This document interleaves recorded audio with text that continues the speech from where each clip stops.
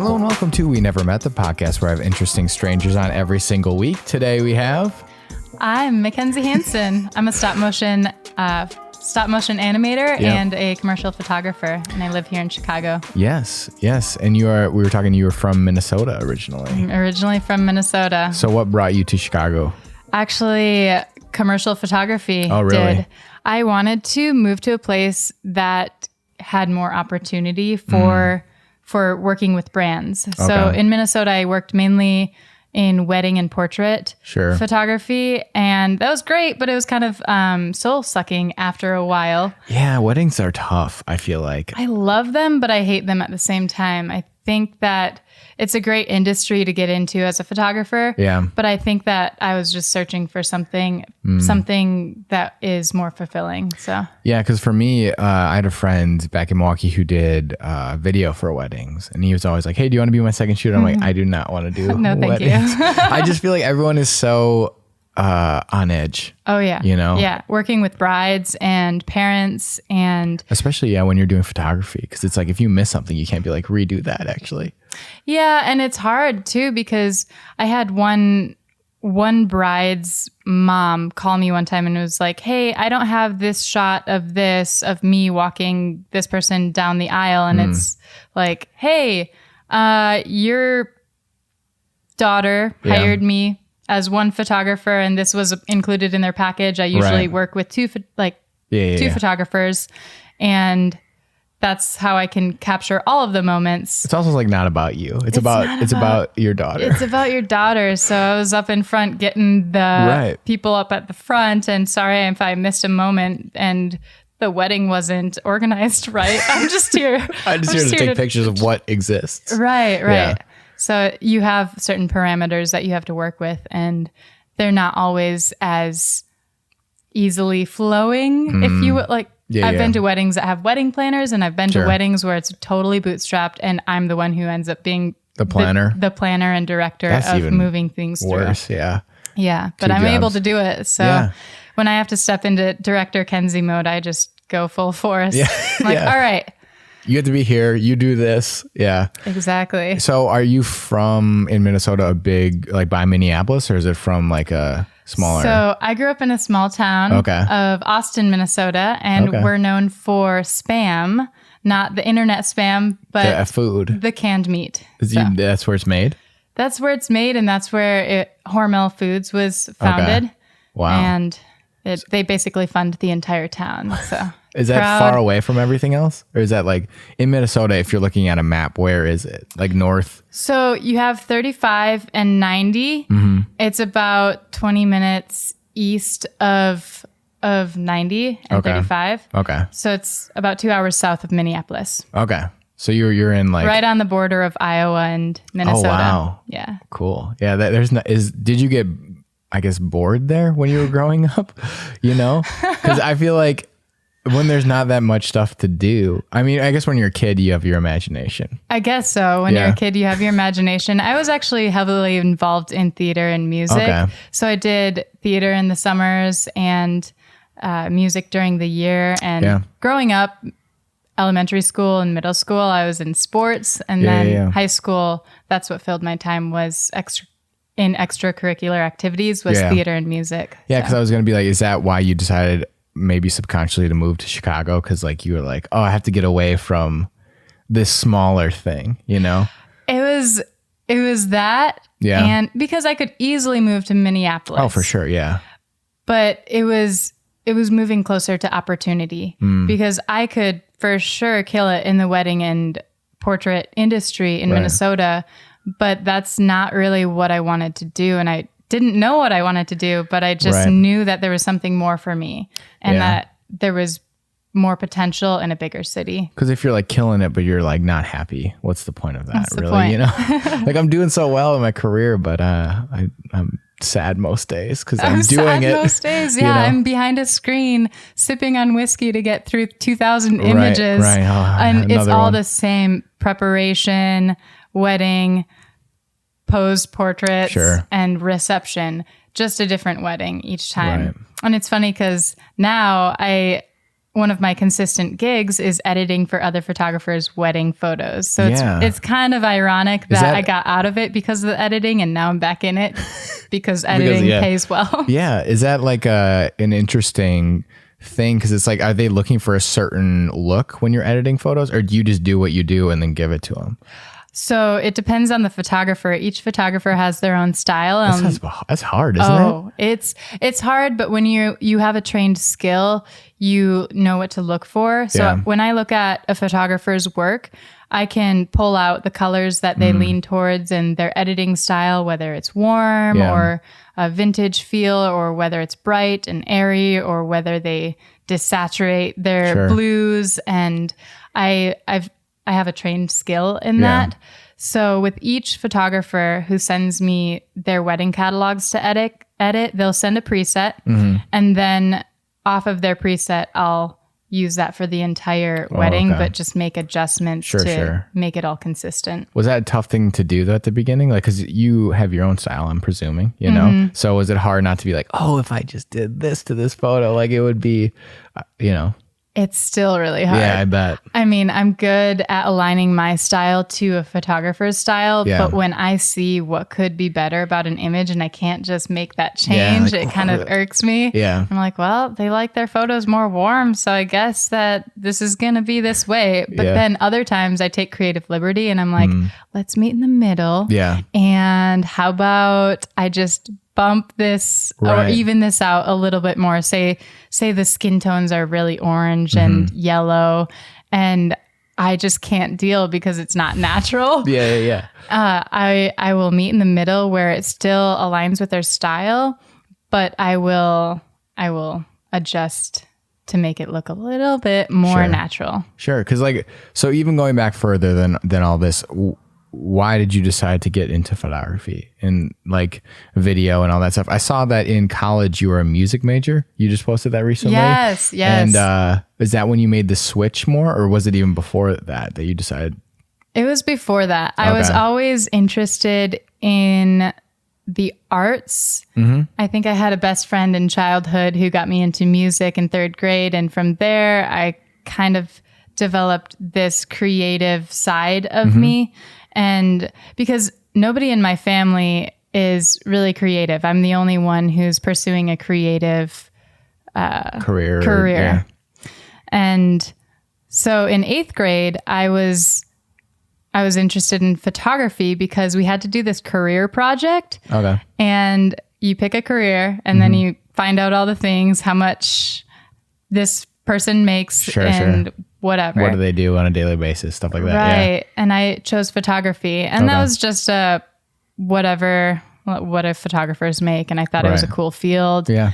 And then I took a film class in 8th grade that I sucked at, but I mean, everyone sucks at the beginning. Right. It's like, okay, cool. And during, and sometimes while they're doing it. You have a film camera and you have to learn what manual mode is and how to compose an image and do it correctly. And then when you develop it, you're like, what is this? What is this? Am I supposed to be in this shot? I think my head's cut off. Whose feet are these? Oh man. But I wasn't as proactive about pursuing photography then, but it was always an interest. So throughout high school, I was very involved in music and vocal ensembles and theater. And I think that's what inspired what I do today. I mean, not necessarily inspired, but it definitely is a complementary skill set that I have. Yeah. Because I was always surrounded by sets and by storylines and directing and all of these things that creatively inspired me because I got to become this role and go out on stage and perform. Yeah. And in some elements, I wish that I would have continued acting outside of high school and college because there's still elements of me that wants to be some famous actress. Yeah, when I was growing up, I wanted to be an actress on Broadway. Oh, okay. And I really am not sure when I decided that photography was going to be my career choice. Yeah. When I graduated high school, I got a camera first camera was a Nikon D40. Nice. And I started taking photos of my friends for their senior photos. And Okay. I would love to pull those up because, boy. Do you still have them like somewhere? Probably. Yeah. Yeah. Probably on a MySpace or old Facebook page. Oh, the MySpace days. Yeah. Who knows? Yeah. But I'd love to see them. I just remember going to the local nature center and taking pictures of this girl in front of flowers and jumping and yeah, they're probably great. next to a bridge. Yeah. Like just all the in a classic tree. Who knows? In a tree where people are normally sitting. Yeah, you need to stand next to this tree for your senior photos because it makes the most sense. It means a lot to you. I know this tree. You and this tree go In really this tree, just wow. There's you're a connection. graduating. There's a connection. So much nostalgia with you in this tree. Yeah. So when did it for you? Was it because you just kind of gradually are like, oh, I like this more, or this is really cool? Is that why you kind of gravitated towards it? Or was it like a conscious choice to like stay in the creative realm and do this specifically? I think it was a conscious choice. Yeah. I've always had trouble being fulfilled in a 9-to-5. Yeah. So it's more so to have the convenience of my own schedule. Sure. And freedom to make my own path. Mm-hmm. And whether it's photography or video or acting or music, I always want to be pursuing that. But I'm not sure, if it was... Yeah, like when did that like come? Like, so when did you decide like this is going to be my full, like what I do full time? I think in college. Okay. I went to a community college, graduated early with a liberal arts degree, and then I transferred to a 4-year school that I think I majored in journalism for the whole semester that I was there. Okay. And I was only majoring in journalism because they didn't have a photography degree. Oh, okay. So it's like, this is what I'll do stories instead. And storytelling, sure. Right. But it wasn't really what I should have been doing. And I'm glad that I dropped out and figured out my degree because I did graduate college with a bachelor's degree in business administration. Okay. And I did that online. But I'm really glad that I didn't stick it out at a 4-year school. It's a long time. Can't imagine the debt I would be in and how... I'm in that debt. So yeah, it's just... I'm really glad that my life took a turn. Yeah. But yeah, it was in college and somebody asked me if I could shoot their wedding and I'm like, sure. Never shot a wedding before, but I think that's what inspired me to say, hey, I can actually make this a business. I could keep getting more wedding clients, portrait clients. I'm good at this and I just need to figure out a way to market myself. Right. This was still in Minnesota, right? This is in Minnesota. It was 2011, I think. Okay. And I was a sophomore or junior in college. And then I shot my mom's second wedding. And it was a very special time for me, but also kind of nerve-wracking. Like, Mom, what if I mess up on your wedding photos? Yeah, that's a big deal. Right. So that's what got me into full-time photography. And then I did have part-time jobs after I dropped out of college, I went back to my hometown. Okay. Lived with my parents for a while and I was a paraprofessional at the schools. Okay. So what paraprofessionals do is work with special needs students in the classroom. And so it was another 9-to-5, but that was a fulfilling thing for me because I was helping others and adding value in some way. So that was a really rewarding job. And it wasn't until 2015 when I was working at a family-owned sewing machine and vacuum store. Wow. Like selling them? Yes. Okay. Yep. Did you sell them? Oh, yeah. Oh, nice. I sold very expensive, top quality vacuum cleaners. To who? I don't know. Rich people who want clean floors. Is that what it is? Was it like businesses or residential people? Both. Oh, both. Both. And then sewing machines to elderly ladies, hobbyists, but they would spend $15,000 on an embroidery machine just for fun.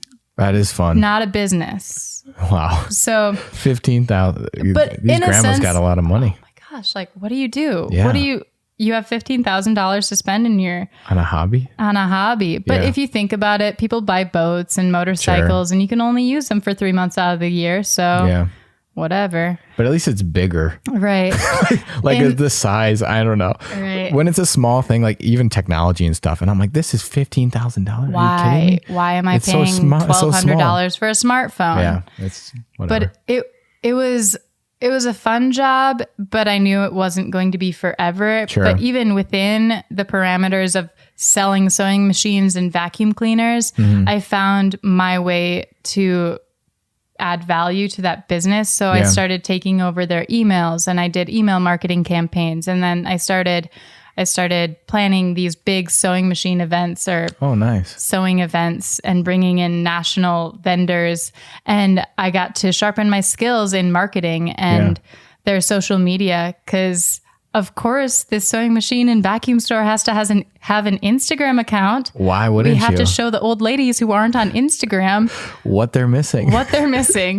Or we got to bring in the young crew to see what they're missing. Right. They need to spend $15,000 too. Yeah. But I found my way to be creative within that and develop my marketing skills because I feel like I've always had this knack for marketing with no real training or schooling on marketing. Yeah. I mean, I developed a marketing plan and a business plan in college, but I don't have a marketing degree. Yeah. So I was able to develop that through those jobs, but I quit my job at the sewing machine store. Bummer. They missed out. No, I was building up to this point where I'm like, I'm going to go full-time photography. I'm going to build my clientele in weddings and redo my website and send out flyers. And I had this big plan.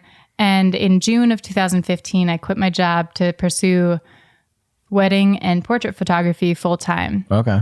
So that's when I was like, this is a career. Sure. This is what I want to do. Sure. So it based on what you're saying, it doesn't sound like you do anything halfway. Like you go for it, which is a good quality, especially when you're doing stuff by yourself. Right. Freelancing. Right. Because then you're only accountable for everything. If something goes wrong or, Yeah. So it's really funny because I see all of these other business owners who are like, I had this business that funded my creative business for this long. And until my creative business was self-funding itself, that's when I quit my job. But for me, I'm young and 22 years old, maybe. Yeah. And I was set. I didn't have any plan for clientele, but I just quit my job and I just went for it. Yeah. I dove head first.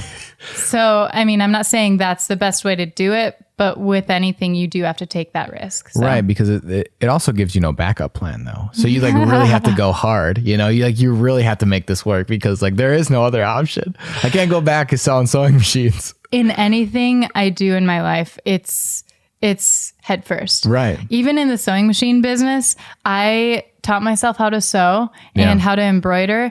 And these old ladies who are watching me, they're like, don't you want to do this first or this first? And I'm like, no, I'm just going to press start and go. Just see what happens. I started sewing my shirt into it.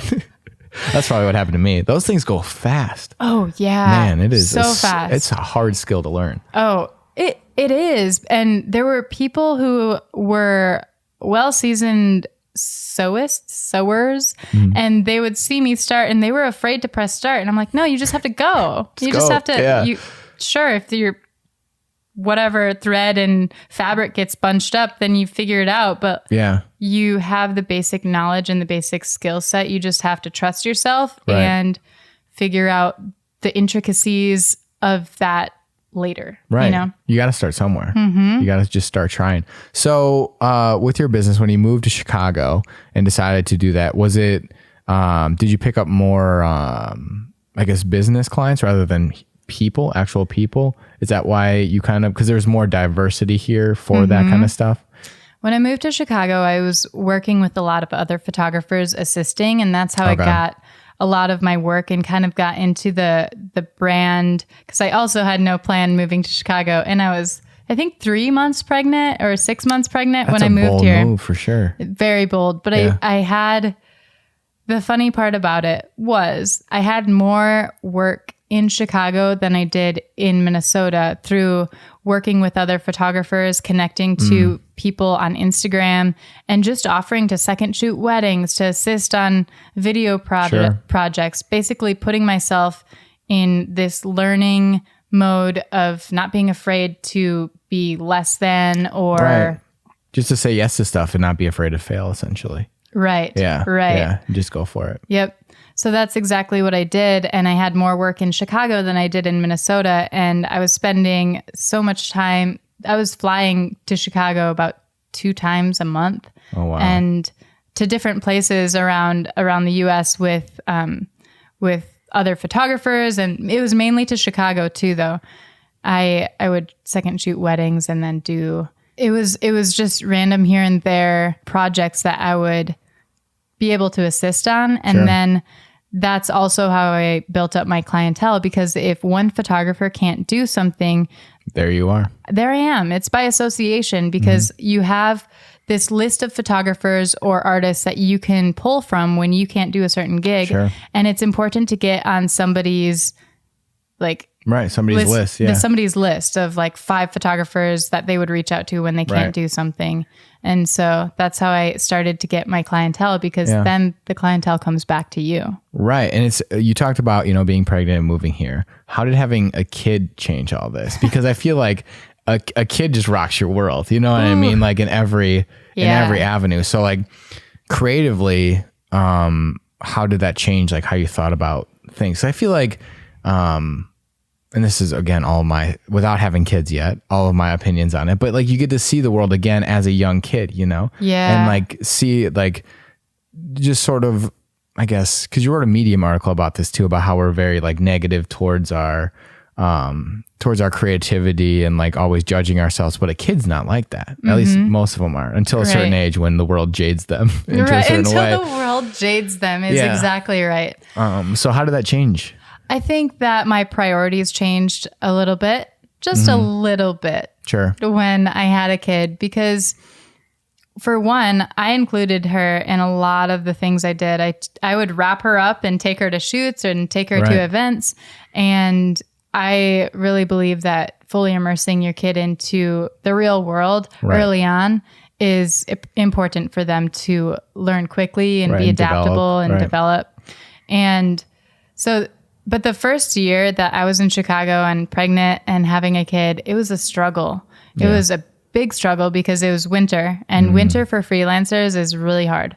It's a lot of freelancers actually save up money to make it through winter. And I had 0 savings. Right, because you're fresh here. Yeah. So I did a lot of editing gigs for other photographers, editing video interviews and doing assisting gigs again. But the view on photography, I can't say that it's had too much of an impact, because of course she has no preference, or well, she does now. She's 3. She has a lot of opinions now. Strict preferences. Right.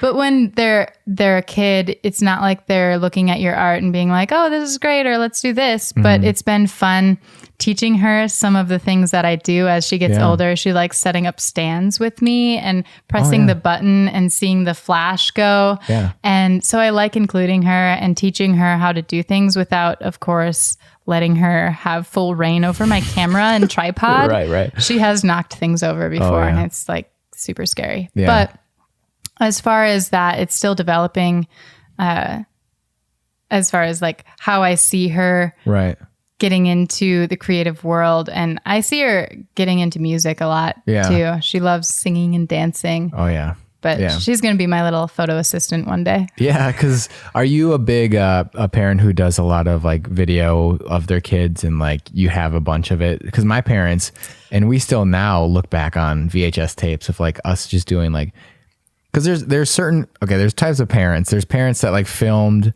on special occasions, right? Only Christmas, birthdays, whatever. My parents film like all the time, just random stuff. And it's fun to look back on that stuff. I do a lot of filming on my phone, and I think it's funny because for a photographer and a filmmaker, I don't capture, in my mind, I don't capture enough of my own kid and my own life, or I don't schedule the sessions that I feel like I should. Yeah.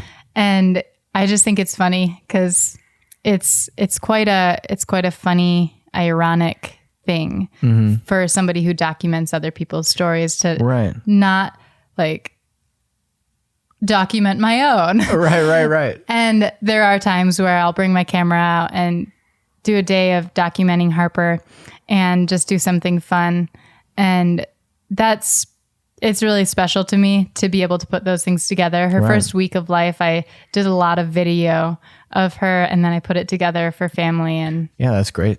You know, because in 10 years, you're going to want to look back on that, you know, and it's the things that you don't necessarily think you would want to record that you wish you had, you know, what I mean? Looking back, like just a regular Tuesday. Right. I had a moment the other week. So Harper just started pre-K last week.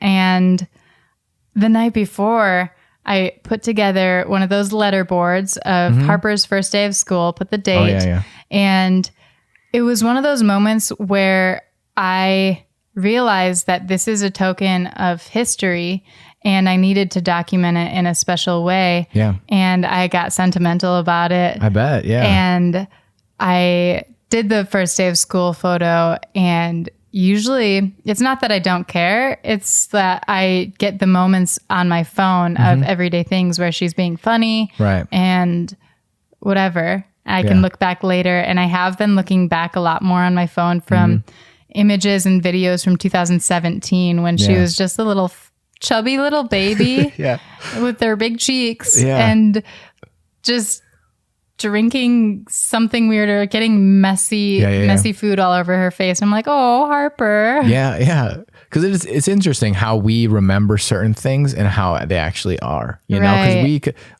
we see things and process things, and then like over time things change in our minds. But it's nice to see like, oh my gosh, like that's a photo from blah, blah, blah. Like that's actually not how I remembered it at all, but it's like, it's a great memory. Yeah. And I also want to talk about the Medium article, because I read that whole thing and I thought it was like it was really great. Did it resonate with you? Oh, for sure. That's I think it awesome. resonates with every single person that's creative, you know, in any way. And you talked a lot about, as you were saying, negative thoughts on your art and your creativity and thinking something isn't good enough, you know. What are your own personal experiences with that kind of stuff? Yeah. So when I was starting out and getting my hold and grasp on creativity, there's a lot of, and especially with Instagram as a platform that you can see a lot of other talented people. The constant comparison trap. Yeah. It's that constant comparison trap. And I dealt with that a lot as I was developing my creative voice, because as I was learning, I would go on different photo walks with other photographers and kind of develop my own skills based on what they know. And so it's kind of this trap of comparison and a little bit of following trends. And so that's what group I would put myself in, is just getting myself around as many creative people who are better or different than me in different ways, and learning from them. And then getting over that copycat or trend phase to find what inspires you and what is your creative voice through doing. You just have to do a lot. And I think that really helped me, but combating that comparison is really hard. But once you accept it, once you accept that you are where you're at and it's okay, then that's when you can learn from people and grow. Because I think the big thing is wanting to have your work be at a certain level and seeing other people's work at a certain level, but yours just quite isn't it. Your taste doesn't match up with your work. Right. And so the only way to get your taste to match up with your work is to just do it and mess up a lot, or do it and not have it be the best yet. I still deal with it. I still see how I can be better, but it's just at a different level of knowing my creative voice and finding that through what really inspires me. And I say inspire a lot because it's like the ignition to being motivated into doing a certain thing or a certain style. Right. Yeah. And I do improv, and a lot of improv is, your left brain fighting with your right side of your brain, like early on in improv, it's a lot of like, okay, because your left brain is like very logical and like step oriented. So you can't use that when you do improvisation, because it's like, it can't work quick enough. Like it just can't. You have to be on. Right. Yeah. And so, but you find yourself early on, like if you're, doing a scene and you're saying something and you're like, is that the right thing to say? Is that good? Like, is that good? But if you use your brain to question that, then you're immediately out of the moment. Right. Exactly. Yeah. So you really just have to go with the flow. And it's funny because I don't do improv, very familiar with it through theater. Right. And I have in the past, even with vocal jazz, you have to do scat, where you just go and you just go in that headspace and just go. Babble comes out of your mouth during a certain part of the song. And I've recently started to freestyle with a group of friends, and it's much of the same, where you can create lyrics, sure, but once you get in front of a mic and it's recording, it's just, you think it's going to roll off your tongue, but then you're like tongue tied. Right. And you're like, judging every moment of everything that's coming out. And you hear a certain rhythm and flow in your head, but then when it actually comes out, it's that constant battle of like, is this bad? Is this good?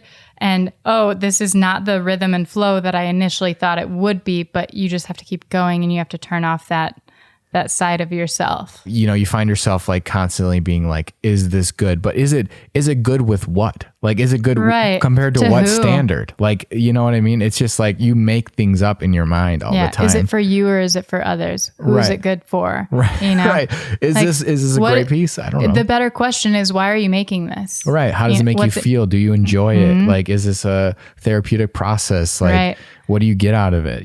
And that's where I have found actually my creative voice is in, I also I've never been diagnosed, but I do struggle with anxiety and depression. And it's that constant state of worry and questioning. And I'm a deep feeler. Yeah. And in my work, that's where I find value. And that's what I want to contribute to the world, is making work that resonates with people. Right. And it's a very vulnerable thing, much like songwriters writing songs and giving it to the world. It's giving a piece of yourself. So me taking an idea, even if it's parameters within a work project, or if it's a personal project, taking lyrics and turning it into visuals. How do you convey the message? How do you convey the feeling or the emotion? And that translation and interpretation and creating that is a very personal process. Yeah. Because it's like, how do you convey tension and show that visually? Right. So I think that's where I found my creative voice, is just wanting to display and convey authentic emotion and connection and help people resonate with their own human experience. Right. Yeah. And I think that's, what art should do, for sure. And I think that's, you talk about vulnerability. I think that's a lot of it, why people judge, because they're like, if I'm going to be vulnerable, I need the reaction from the public to be good, because if it's not, that's going to crush my soul. Exactly. So like, but it comes with the territory. Right. Exactly. If you want to show the people your art, you automatically set yourself up for failure. But it's that right left brain thinking of, it's inevitable. Failure is inevitable and rejection is inevitable. But if you don't put yourself out there, you'll never create the meaningful work, and you'll never get to the place that you want to, because you're worried about what other people think. And I'll always be worried about what other Everyone people will. think. It's impossible not to. We're human beings. But if you need, for your own sake, you need to be vulnerable, and because that's what's actually bringing value to the world. It is going to resonate with someone. And the people who don't care about your work or think that it should be a certain way, they have their own preference and their own opinion. That's cool. Right. Maybe they're just dealing with some insecurity because they want to be at a place where of vulnerability too, but they're just not. So it's easier to just shut out other people's work and look at it in a certain way of jealousy or like not according to your taste. It's just. Do you know Brene Brown? No. Oh, she does a great, she's like I don't know what her actual title is, but she did TED Talk on vulnerability and stuff like that. It's really interesting, but like, you know, she was talking about how, everyone, you're going to care what people think. Like everyone's going to care, but you have to select who you decide matters that you care, right? You can't go out in the world and being like worried about what every single person in the world thinks about you. But yeah, so you just have to kind of pick and choose who you decide is worthy of that feedback and of that criticism. Because otherwise it's like, I have conversations with people and people will say stuff to me and I'll remember that because like I'll just obsess over it. You know what I mean? Which is terrible. Cause like someone could say one thing to me and it like ruins 3 days of my life. Right. You'll think about it 3 days later and wow, that really stuck with me. I'm like, oh man, am that I really horrible? hurt my Should feelings. I stop everything? Or like, did I say quit? something bad? Like, I think that all the time when I talk to people, it's like, ooh, they didn't laugh at that. Maybe I shouldn't have said that at all. Like, that's not good. And then I'll think about it over and over again. Right. And I'm like, it doesn't matter. It doesn't matter. Move on with your life. It's fine. So with your photography and then you got into stop motion, which I just recently saw one that was really cool about the dark matter coffee. Yeah. That was a really cool one. Yeah, I like that. But how did you get into that? Because this is a very different process than photography, obviously. So I got into that through working with a client on monthly social media content. I was doing stills and then they asked if I could do these boomerangs. And I asked them a few more questions and found out that they're actually looking for stop motion. Okay. And instead of saying, no, I don't offer that, I taught myself and I learned and I got more money. Yeah. And I taught myself how to do stop motion animation. And the very first animation that I made took me 8 hours just to edit. Oh, I bet. And a couple hours to shoot. And I would love to see that because it's only from 2017. So it's pretty recent. Pretty recent, yeah. But it took me 8 hours to learn, just stumbling in Photoshop on how to put it all together because my mind just couldn't grasp how it all was brought together into this full video. Yeah. And the more I did it, the more it became second nature. And I just started offering stop motion as a service. I was like, hey, I do stop motion. Now it's in my Instagram bio and captions. So hire me. So how is that thought process different? Because stop motion is very meticulous and like takes a lot of very high attention to detail. Yeah. So how did that process work with you learning that early on? It was interesting. It was an interesting process because you definitely need a concept from the brand, but when you don't have that because they're not the creative, I really had to step into this art director role of creating these concepts and how they were going to be fleshed out into the full animation. Yeah. And so they had this idea of like, we like this, we saw this on this account. Can you do this? And then it was completely in my hands to produce it. Okay. So I would buy the props and the backdrops, and then I would assemble the different props on the paper and just move them around according to what I thought would be a good full stop motion animation. Yeah. And so it was very self-guided and not a lot of outside feedback from the client because they loved whatever I made, which was lucky for me. Right. But it was a lot of learning on my end on how to art direct, and it came easily to me because I've been around theater and directing and seeing scenes and sets and how things should enter and exit a scene. And so that really helped in developing that process. That skill set really helped me. So because you do work with a lot of brands, but you also still do personal stuff. I do. So how do you balance that? Because I feel like at some point, you're getting told what to do a lot of the time, probably, or have a general scope of what you would like to do for like a client.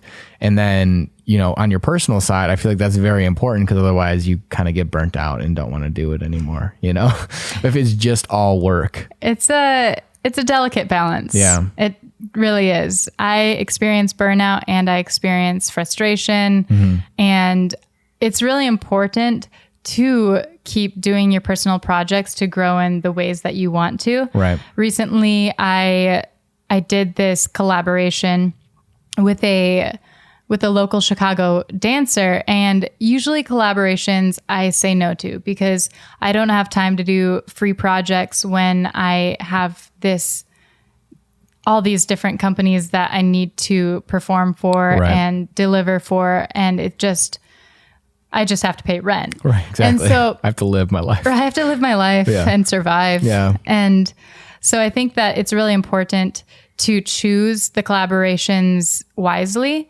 If it's going to be overall beneficial for both parties, and if it's going to excel you in a certain way, if you're going to learn something from it, if it's going to challenge you in a way that you haven't been challenged before.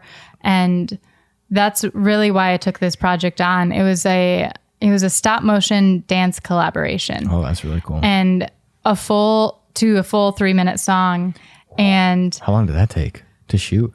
It was one morning of time, and I actually had 3 cameras set up. I pulled in another local filmmaker to come in and do slow motion and regular motion video. Yeah. So we had 3 cameras stacked, and then we had 4 dancers standing in front of my window in my apartment, and it's this tall, bright window. And we put on a song, and they went through the entire song and did an interpretive dance to it. And those 4 dancers have never danced together before. Wow. And so it was, when I first originally took on the project, our idea was to just have it be stop motion. And in my mind, I was like, I need to be prepared because I don't know if I can do this on my own. Sure. Because that's a lot of images and that's a lot of editing. Right. And so that's why I wanted to collaborate with another filmmaker to do slow motion. Yeah. Because I wanted to test out what it would look like to have stop motion and slow motion and regular motion all in one video together. And so that's what the video consists of. And it's still in its final stages of editing. Okay. And because mixing those is no easy task. Oh no. And so it was a challenge for me. I was excited to do it because I've never done this, and working with dancers and having the opportunity to work with dancers in motion was really cool. And when we sat down together, we wanted to create a storyline around it. Yeah. Through wardrobe and through movement, we were like, what do we want to convey? And we wanted to incorporate masculinity and femininity. It's a tough one. It's a tough one. Yeah. And the push and pull between a woman's place in society. And I don't want to give too much away because the video is so powerful that it can resonate with anyone because of those opposite elements of push and pull. Just like we were talking about right and left brain thinking. The video portrays this push and pull between 4 dancers. And that's what my hope is to convey through the video, is to have it connect with people and resonate and help them process their own human experience in some way. So that's what I did for the stop motion and slow motion collaboration. Yeah. And so the question was, how do you balance that? You really don't. You do both, and you find you make the time. If it's important to you, you will make the time for your personal projects. And I shot this project back in April, and it's now being screened on the 27th of September. Yeah. And that's almost a whole 6 months. I don't even know how long ago. I don't even want to count. I can't think. But it was a while ago, but I've had that time to really take time to be intentional about the edits and be intentional about how it's going to be screened, because when I was in that room with those 4 dancers, and the wardrobe was 4 dancers all in blazers. This was one of them. Oh, nice. And they were basically in like a quarter of a top, and they are wearing panties. And the panties signify and symbolize the femininity, and then the suit jackets are the masculinity part of it. And they're dancing in their panties for the first time together with all cameras, all eyes on them. And when the music started, they just leaned into each other and they entered into, it was very powerful being in that room, because they didn't break character. They were in it for the full 3 minutes. And watching the slow motion footage, I teared up because all I can say is it was powerful. Seeing that not breaking emotion when things go wrong and just leaning into that. Right. So the way that I direct a lot of photo shoots is putting people into a scenario of where they might be so they can do a form of method acting. And it helps them be more natural, because that's what I want to convey, is this authentic emotion. I don't want like the cheesy smiles. Right. You can't see me, but I'm just cheesing. I'm cheesing it up, doing the gritty grin. But that's what I want to convey. And I realized that in that space, I created that day. And that was powerful to me. And that's where I want to head with my career, is into a space of creating visuals that will draw out emotion and help people sit with their feelings and actually experience their feelings, because they're there. And a lot of what we do is just put our head down and do the work and go to our 9 to 5, come home, relax. And we just disregard our internal states so often. Right. And I just want people to experience it, because I'm a deep feeler. And me too. To a fault, probably. To a fault. And it's so important to process those in a healthy way, to have healthier relationships with yourself and with other people, and to be a present member of society. So right. Yeah. It always was interesting to me that, you know, when I was growing up, people would talk about like how some people can't like, you know, show their feelings, or like there's like a wall behind them. I'm like, I'm crying like every day. Like, crying every day. Like it was bad. Like at a certain point I was actually crying every day, and I don't know why, but well, I know why now, but I mean, like it was weird to me to grow up and be like, people aren't emotional. I'm emotional all the time. People don't show love. How? Yeah. How do you not? How do you live a life that's fulfilling without doing any of that stuff? It seems very hard to. Yeah. It seems almost hard to do. Yeah. And I think it is. It's like it takes work to like keep your emotions in and like push them down. Like. And I think that's why I was talking to someone the other day about emotions, and how there's people who grew up in families who their parents didn't show them love, and their parents neglected them or were mean to them. And I think a lot of that childhood trauma affects a lot of people growing up, and it's generational. Right. And emotion is a huge part of our everyday life. And I want to hear your story